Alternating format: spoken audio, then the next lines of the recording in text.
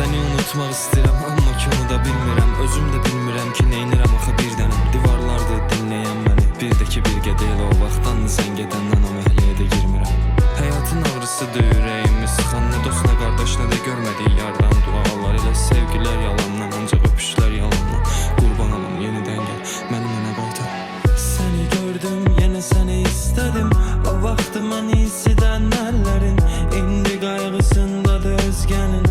Harda sən dönən tez gəlim, məni özümdən çıxardan gözlərin. Həyatımda qalıcıdır izlərin, görüşəndə əsirdi dizlərin. Sevgilim, səni çox özlədim.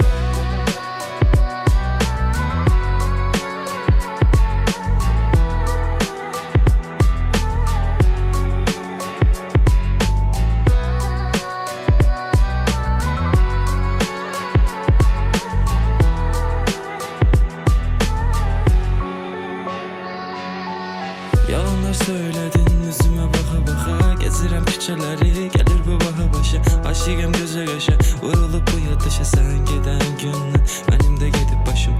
Səbəbsizcə sən məni tərk etdin, getdin, dedin ki hər şey bitdi. Bir sualım var sənə sadəcə, axı məni niyə sevmədin?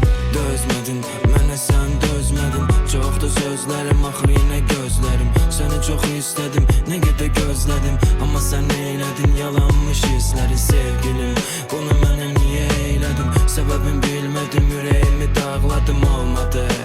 Yanımda qalmadın, mən hər gecə sənə görə ağladım. Səni gördüm, yenə səni istədim.